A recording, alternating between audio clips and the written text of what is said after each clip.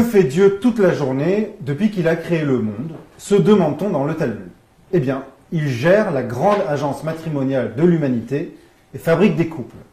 Sauf que cela, d'après un autre passage du Talmud, lui est aussi difficile que l'ouverture de la mer Rouge. Il n'a en effet pas fallu attendre la crise moderne du modèle familial traditionnel pour s'apercevoir que l'harmonie conjugale, c'est le travail d'une vie, et que trouver chaussure à son pied relève parfois de l'utopie. Évidemment, le monde juif n'est pas épargné, il connaît une profonde crise du couple et un taux de divorce très élevé, et c'est un problème dont vous vous êtes emparé. Maria Chadré, bonjour. Bonjour. Alors, on vous connaît bien sur Academ, vous avez commenté la paracha notamment, vous faites partie des voix féminines orthodoxes qu'on entend résonner de plus en plus, vous êtes conférencière, vous avez créé votre propre structure qui s'appelle Essentiel, et dans ce cadre, vous faites aussi de la préparation au mariage. Vous allez tout de suite nous dire en quoi ça consiste. Bien sûr. Je voulais d'abord vous demander, est-ce que se marier, est-ce que c'est vraiment si important? Est-ce que c'est une mitzvah? Oui, très bonne question. Alors, dès le début de la Genèse, quand le premier couple au monde est forgé, Adam et Ève, tout de suite, il y a une constatation, je dirais même avant de créer Ève, nous n'avons qu'Adam, alors ce fameux mélange de masculin-féminin, et la constatation de Dieu, c'est Dieu qui dit « l'otov ». Alors, on se rappelle il n'est pas bon que l'homme soit seul. Que l'homme soit seul. Or, tous les jours de la création, on se rappelle de cette fameuse déclaration de Dieu, c'est Tov. Tout ce qu'il a créé, c'est Tov. Tov voudrait dire ici complet, total, dans son entièreté, dans sa complétude. Eh bien, il y a quelque chose qui n'est pas complet, c'est que l'homme soit dans sa solitude. Et là, c'est l'homme, c'est l'humain, en fait, c'est Adam. Évidemment. L'être humain dans sa solitude. Et donc, effectivement, Dieu va donner une solution à ce lotov, et il va extraire le fameux côté d'Adam, le fameux côté féminin, pour fabriquer l'entité Ève et les réunir à la fin du 2e chapitre de la Genèse.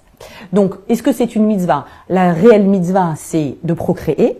Oui. Pour procréer, c'est aussi dans la Genèse. C'est également dans la Genèse, fructifier absolument. Et multiplier. Absolument. Et pour cela, eh bien, il va y avoir l'institution du mariage qui va être créée, tout simplement au Mont Sinaï. C'est subtil ce que vous êtes en train de dire, c'est-à-dire qu'il n'y a pas à proprement parler de mitzvah de se marier, mais il y a une mitzvah de procréer. C'est ça. Et la modalité, selon la Torah pour procréer, c'est de passer par le mariage. Absolument. Mais si quelqu'un fait un enfant hors mariage, par exemple, il a quand même accompli le commandement de procréer. Oui, tout à fait. Par exemple. Absolument. C'est quand même indépendant. Absolument. Mais si on veut se marier, il y a la mitzvah de faire comme la Torah l'indique, c'est-à-dire Ki ikar ish isha, c'est un fameux passouk dans la Torah. Lorsque un homme viendra prendre une épouse, eh bien là, nous avons énormément de lois qui vont venir mettre en place un cadre très très strict pour mettre en place cette vie commune. Donc c'est la ketouba, absolument. C'est la choupa, c'est les kiddushin, les nisouin, etc. Bon là, il y a tout un tas de lois. C'est une conversation, c'est une autre conversation, absolument. Alors on a bien compris, il y a la procréation, il y a le mariage. La sexualité, il y a cette idée que on ne couche pas avant le mariage. Est-ce que c'est si grave de coucher avant le mariage? On est dans quoi? On est dans la croyance, on est dans la halakha, on est dans quel registre? Absolument. Alors, nous sommes proprement dans la halakha ici. Il faut savoir que la légifération du mariage sous la forme de kiddushin, etc., avec la choupa, c'est un système de protection extrêmement forte de la femme. Et pour bien comprendre pourquoi la Torah va protéger de cette façon, eh bien, il faut comprendre que nous avons tous été créés, Adam, Ève, toute l'humanité, avons été créés avec une dualité fondamentale, qui est la dualité corps et esprit. D'accord? Donc, notre corporalité, notre partie charnelle, et l'intériorité, qu'on peut aussi appeler la neshama.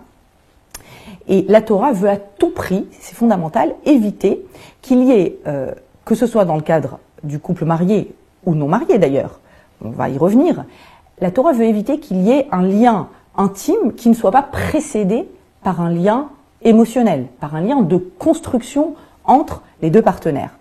Et donc, effectivement, la seule façon de pouvoir garantir d'une certaine façon que la relation soit sérieuse, que la relation soit engageante, soit réelle, constructive, eh bien, c'est de placer un cadre qui est très défini, qui est très précis, qui est très strict pour la cohabitation du couple. C'est ça quand vous dites la Torah ne veut pas. où la Torah veut, ça repose sur quoi? Il y a des versets qui disent ça? Ça relève, c'est légal? On est dans l'esprit, on est dans l'idée, si vous voulez. Mais est-ce qu'il y a une interdiction légale de coucher avant le mariage? En fait, ici, on est dans le cadre de ce que la Torah appelle le znout. D'accord? Dès qu'il va y avoir une relation entre un homme et une femme qui n'a pas été circonscrite par un contrat clair et engageant, nous sommes dans une relation qui peut rapidement devenir toxique, dangereuse, mauvaise, et donc, pour le coup, interdite par la Torah. Donc vous voyez ça comme une mesure de protection, en fait? Absolument. Pour l'homme comme pour la femme? Absolument, mais il s'agit bien sûr d'une halakha. Mais quel serait le risque? Protégé de quoi? Vous savez combien de fois il m'est arrivé de rencontrer des jeunes femmes qui vivaient en couple 2 ans, 3 ans, 5 ans, qui parlaient de l'engagement, qui parlaient de l'étape suivante du mariage, et puis finalement, non, incapacité à switcher vers le mariage. Pourtant, il y a eu vie commune. Et donc, elles se sentent vraiment profondément trahies dans cette relation. Et donc, voilà, on légifère pour... c'est un encadrement. C'est un encadrement, c'est une structure claire qui permet justement d'être dans une relation qui est une relation de construction. C'est pas à laisser, c'est pas on va voir ce qui se passe.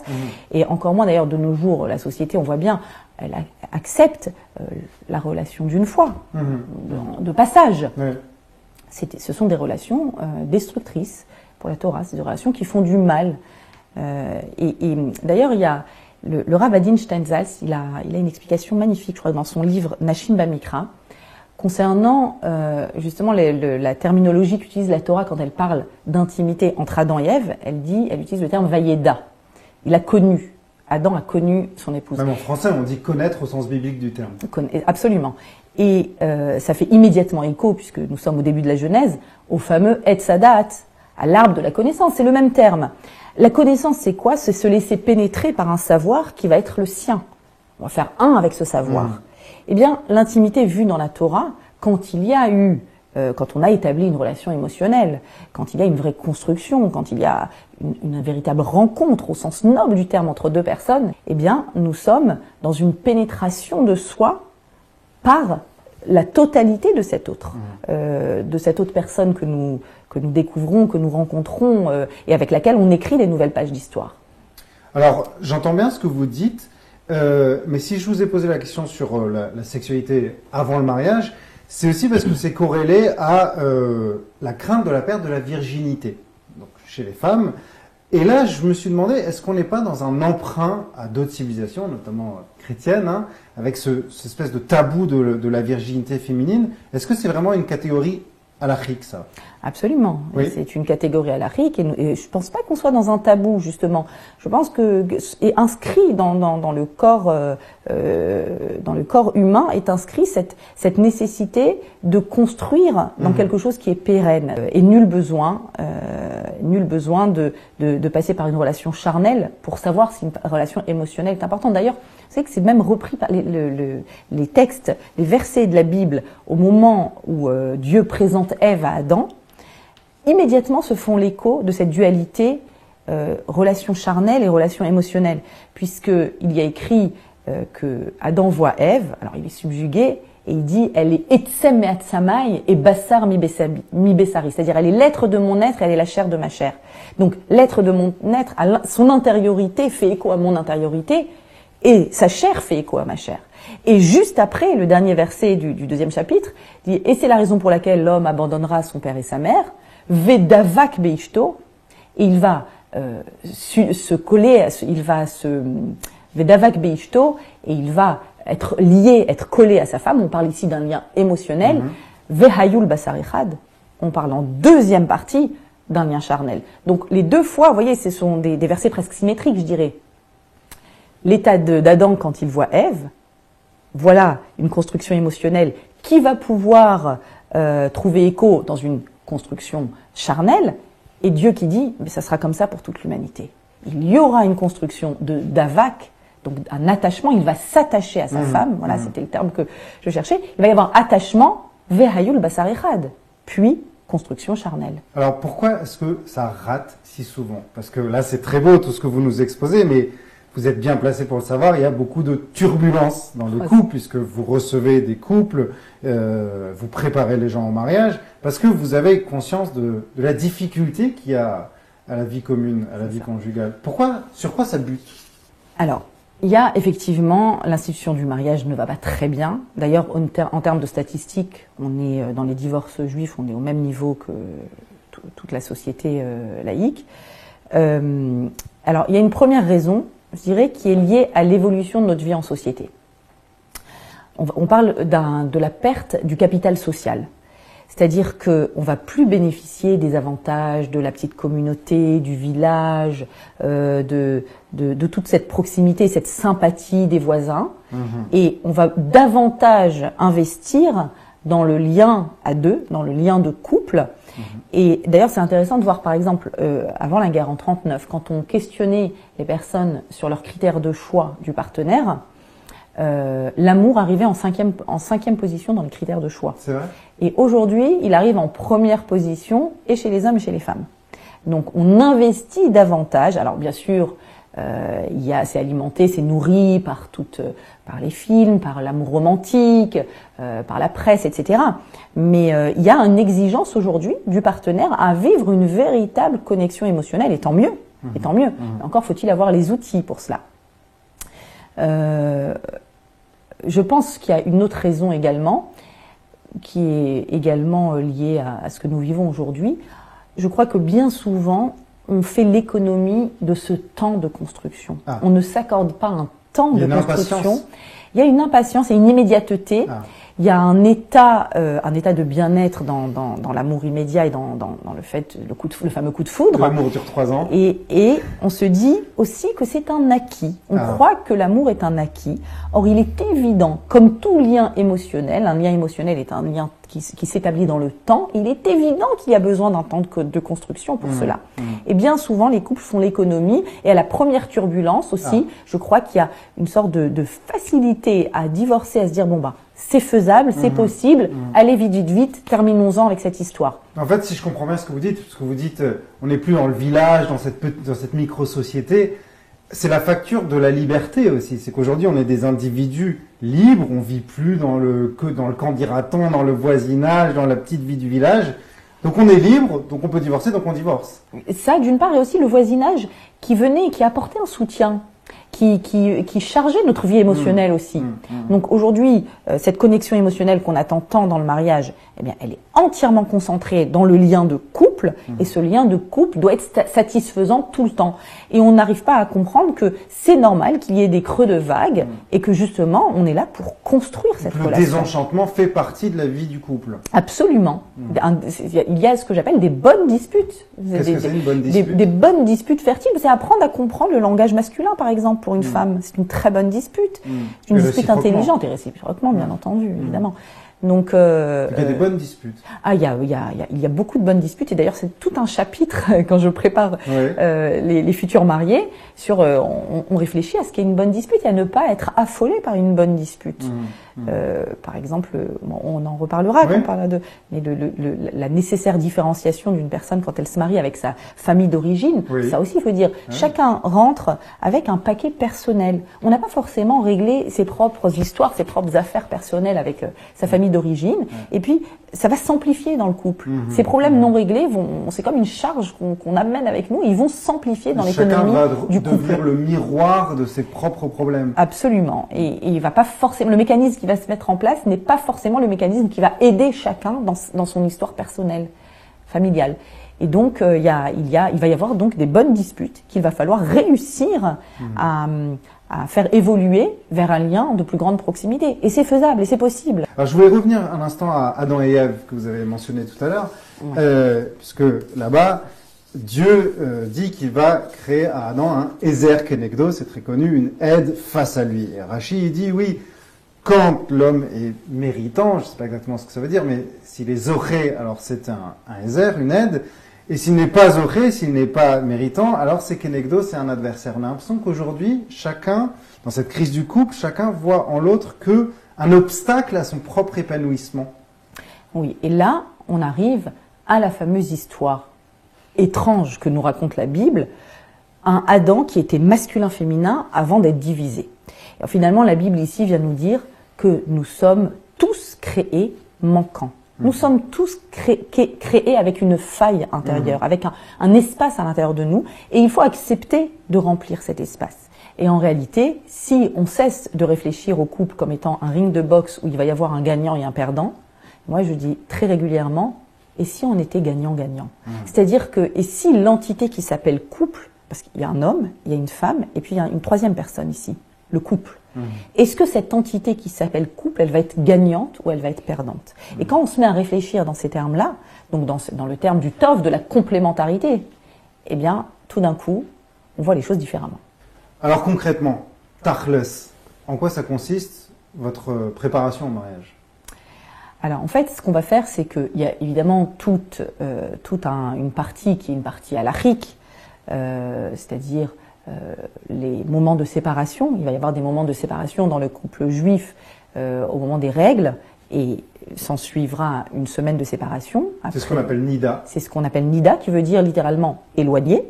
Donc il va y avoir un éloignement physique qui va prendre fin lors de l'immersion dans le mikvé, où la vie conjugale va pouvoir reprendre, et la proximité va redevenir charnelle. Mais tout ce passage-là, toute cette période-là est là justement pour mettre en exergue une autre proximité beaucoup plus constructive et beaucoup plus fondamentale, qui est la connexion et la proximité émotionnelle. Or, comme on sait dans cette dualité corps-âme que le corps a un langage qui est beaucoup plus exigeant et beaucoup plus immédiat, eh bien il va falloir le mettre de côté pour faire émerger un autre langage, le langage du cœur, non pas le langage du corps. Et le cœur a besoin d'espace pour exister. Mais est-ce que quand il y a des tensions dans un couple, est-ce que ces lois de Nida, ça rend pas les choses encore plus compliquées? Les lois de Nida viennent nous dire que la Torah ne voit pas le couple comme un état fusionnel et ne voit pas non plus le couple comme un état d'indépendance totale entre les deux personnes. Et il va donc y avoir une juste distance à trouver entre les deux, entre cette fusion et cette indépendance. Et l'objectif, c'est en permanence d'être à la recherche de cette bonne distance, ce respect mutuel. Et donc, bien entendu qu'il y a des difficultés, bien entendu qu'il faut un accompagnement, parce que il m'est arrivé plusieurs fois d'entendre des personnes dire « malheureusement, les lois de Nida nous ont éloignés ». Et c'est terrible, c'est terrible. C'est-à-dire qu'il faut ici, ô combien encore plus accompagner les couples pour pouvoir bien comprendre ce qui se joue dans ces lois-là. Parce que c'est le contraire de l'effet souhaité. Absolument, absolument. Nida, c'est censé rapprocher les couples, en fait. C'est censé aider à fabriquer ce lien émotionnel et ce lien corporel qui est un lien de respect absolu, dans lequel finalement, à l'ère des MeToo, on voit que dans la Torah, la femme et elle tient les rênes de sa proximité conjugale. Donc c'est exactement l'effet inverse de l'effet souhaité. C'est-à-dire qu'il faut un accompagnement. Il faut s'arrêter et prendre le temps de réfléchir à ce que signifie la vie de couple, à ce que signifie la fusion, à ce qui signifie cette distance-là. C'est-à-dire que préparer au mariage, ça consiste à montrer que ce ne sont pas juste des règles et des lois, mais qu'il y a toute une conception de la vie derrière. Vous leur expliquez l'esprit de ces lois. Absolument. Puisqu'on est dans les lois de Nida, justement, c'est peut-être le moment de rappeler quelque chose de très important, c'est que la sexualité et le plaisir dans le couple, dans le judaïsme, c'est pas une option, c'est une obligation. Absolument. Et c'est vraiment la colonne vertébrale, je crois, de la vision du couple, la vision du mariage, l'harmonie du mariage dans la Torah. Elle passe par une vie de couple épanouie à tous les niveaux. Donc c'est un fondamental. On parle de mitzvat ona. On parle d'une mitzvah ici. Ona, c'est quoi? Ona, c'est en fait, littéralement, ça veut dire répondre. Ah oui. Répondre à la demande de quelqu'un, à cette demande de connexion. D'être à l'écoute de cette demande. De cette demande de connexion. Satisfaire. Et donc, vraiment, il s'agit ici on est vraiment dans quelque chose qui est essentiel dans la vision de la Torah du couple. Oui, parce que justement, la construction personnelle. On entend parfois cette vision circuler comme quoi les religieux font l'amour que pour faire des enfants, ou ils utilisent un drap avec un trou. C'est n'importe quoi, faut quand même le rappeler. Il y a un fantasme existant que la sexualité ne va pas avec le côté spirituel de la Torah. Et en réalité, tout l'objectif de la Torah, c'est de pouvoir créer cette union-là. D'ailleurs, qu'on voit dès le premier verset de Bereshit, le ciel et la terre. Donc, le monde émotionnel et le monde corporel, le monde physique. Et créer cette union, en fait, l'union charnelle dans la Torah est vue comme l'union maximale qui existe. Et c'est un fantasme que de penser autrement. C'est-à-dire, on est dans une union du corps et de l'âme. Vous m'avez dit quelque chose avant l'émission que je trouve très intéressant, que les demandes de thérapie auxquelles vous êtes confrontés émanent presque toujours des femmes, des épouses, et presque jamais des maris. C'est quoi ça? C'est de l'orgueil masculin? Ouais, j'ai un peu du mal à dire avec certitude, ça sera toujours réducteur ce que je vais donner comme... Mais en tout cas, la constatation est là. Et il y a, de la même façon qu'il y a une volonté féminine de se préparer au mariage et de faire le plus de cours possible, et elle va se dire, la future mariée va se dire, ben, plus j'en sais, plus je serai armée pour trouver l'harmonie. Bien aussi, après coup, malheureusement, quand il y a des difficultés, les femmes vont très volontairement aller demander de l'aide et elles ont souvent du mal à attirer, alors c'est pas toujours, hein, mais souvent elles ont du mal à attirer leur mari, peut-être une difficulté à se dire j'y arrive pas, enfin c'est tellement simple d'être un bon mari, comment peut-on me dire que je n'y arrive pas et pourquoi ce serait plus simple d'être un bon mari que d'être une bonne Non, épouse. Évidemment c'est symétrique et évidemment on a besoin d'être accompagné dans les deux cas, et d'ailleurs les futurs maris doivent aussi être préparés au mariage. Pas que les futurs mariés. Essentiel au masculin en fait. Absolument.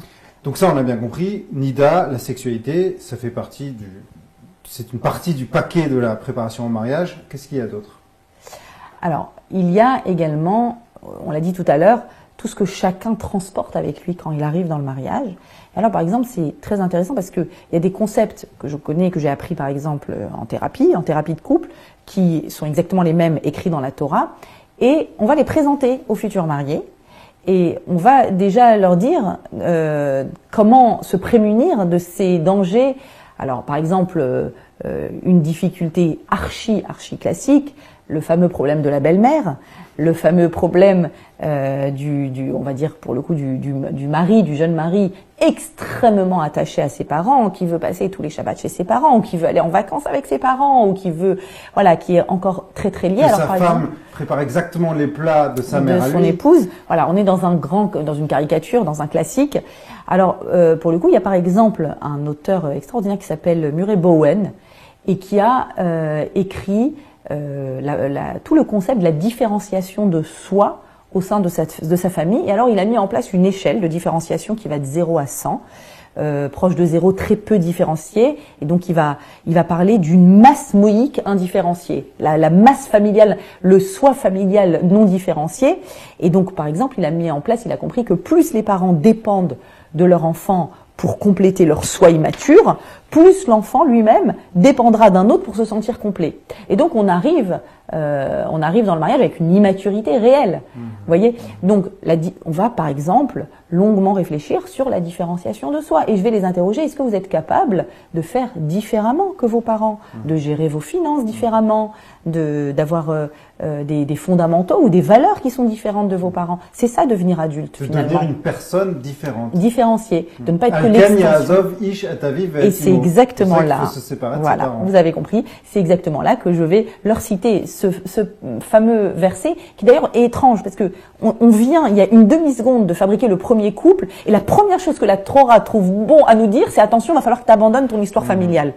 Et si tout va bien, si tout va bien justement, c'est que tu es différencié. Et si tu es différencié, bien, tu vas pouvoir faire une place correcte, notable, intéressante et respectueuse surtout à ton époux ou à ton épouse. C'est très intéressant, c'est-à-dire que votre méthode de thérapeute, elle consiste à mettre en résonance les versets, la théorie, toute cette culture juive qu'on a amassée avec le vécu. Toujours. Et d'ailleurs, par exemple, le fameux terme Vedavak Beishto, donc l'homme abandonnera son père et sa mère. Qu'est-ce qu'il doit faire? Ok, il se différencie. Quelle est la première des choses qu'il doit faire pour fabriquer son couple? Davak Beishto, s'attacher à son épouse. Et là, on a par exemple la théorie de l'attachement qui a été mise en place par le docteur Bowlby, qui était un grand psychiatre et qui a été reprise d'ailleurs après par Sue Johnson, qui parle de l'attachement dans les couples, la théorie de l'attachement dans les couples. Alors elle, c'est extraordinaire. Elle a toute une méthode de thérapeutique qui est liée avec le monde émotionnel. Et elle dit que finalement, on croit qu'il y a des conflits, on croit que c'est à cause des conflits qu'on divorce. Elle dit c'est pas à cause des conflits. C'est à cause de la déconnexion émotionnelle qui crée ce qu'on appelle une peur primale chez l'individu. Le fait de voir que le partenaire n'est pas présent, n'est pas disponible quand on a besoin de lui, ou qu'il ne répond pas de la bonne façon. Et donc il va y avoir une sorte de jeu, soit d'insistance insupportable, soit de retrait et de repli. Dans un cas comme dans l'autre, on est en train de mettre en place un mécanisme qui est pas bon pour le couple. Et donc tout va être... Rupture de confiance, en fait. C'est ça. C'est-à-dire, est-ce que je peux compter sur toi? Est-ce que tu es là si je t'appelle? Civil, en France, d'ailleurs, on rappelle au moment du mariage que les partenaires se doivent assistance mutuelle. C'est ça. Alors, c'est assistance mutuelle, mais c'est vraiment une disponibilité émotionnelle. C'est-à-dire de pouvoir répondre à une peur, à une crainte, à une inquiétude. Et donc, tout est autour de ce Vedavak Beishto, de ce fameux attachement. Donc on est dans quelque chose de très très important. D'ailleurs, ce moment-là, le moment où les couples viennent et avancent vers le mariage, je trouve aussi que c'est un moment fondamental de questionnement identitaire. Qui suis-je? Qui suis-je par rapport à ma propre histoire, l'histoire de mes parents, et en lien évidemment avec la Torah. Et c'est aussi pour ça que je pense que c'est fondamental cette rencontre avec une personne en individuel, de pouvoir réfléchir, parce que finalement, quand un couple doit se marier, il doit apporter un papier signé pour le consistoire, papier signé comme quoi ils ont fait ces cours, mais ces cours ne doivent pas être juste des cours techniques de séparation, proximité, migvé, etc. Ces cours-là, finalement, doivent être là pour répondre à un moment de questionnement identitaire d'une personne. Mais alors, parfois c'est mission impossible. Il y a des mauvais mariages. Il y a des histoires catastrophiques qui n'auraient jamais dû se produire, des rencontres ratées, on va dire. Par contre, il y a des bons divorces. Et le judaïsme autorise le divorce, au contraire du catholicisme, c'est prévu par la Torah. Est-ce que il faudrait pas également accompagner les divorces, préparer les gens à la séparation? Alors, peut-être pas les préparer, mais les accompagner, en fait, absolument. Alors d'ailleurs, comme vous le dites très justement, le divorce est autorisé. Le fait qu'on sait qu'il y a un divorce autorisé, ça veut dire que tant qu'on est en couple, on rechoisit d'être en couple. On continue de choisir. Et c'est ce que je disais tout à l'heure, ce n'est pas un acquis. Nous sommes en permanence dans ce mouvement de fabrication du couple. Et si ce n'est plus possible, eh bien en effet, d'ailleurs je crois qu'au consistoire, ils ont créé une cellule de médiation, il me semble. Mais en tout cas, moi ça m'arrive, dans mon travail, que des couples me demandent de l'aide pour faire une jolie séparation. Et c'est fondamental, ne serait-ce que pour les enfants qui sont les dommages collatéraux les plus importants. Et ça crève le cœur réellement de les voir, parce que alors eux pour le coup ils sont divisés, ils ont un conflit de loyauté absolument terrible. Et quand malheureusement ils sont en plus instrumentalisés, on est dans quelque chose qui est très très destructeur. Donc là aussi il faut un encadrement. Il faut un encadrement absolument, et il faut faire les choses sereinement, de façon intelligente, de façon posée, et ne pas tomber dans le règlement de compte. C'est inutile pour tout le monde. Merci infiniment, Maria Chadré. Bon courage. Je rappelle que votre structure s'appelle Essentiel. Il y a même une application si on veut à télécharger, si on veut se mettre en relation avec vous et se faire suivre, se faire accompagner dans le cadre de ce programme que vous avez développé qui s'appelle Boïkala. Oui, alors les futurs mariés ou même les jeunes mariés, parce que vous savez que j'ai des mariés qui reviennent chaque année, qui aiment revenir, s'ils veulent s'inscrire à la session donc 2023, ils vont dans l'onglet Boïkala sur l'appli Essentiel et ils peuvent déjà faire une préinscription. On les accueillera avec plaisir. Merci beaucoup. Merci.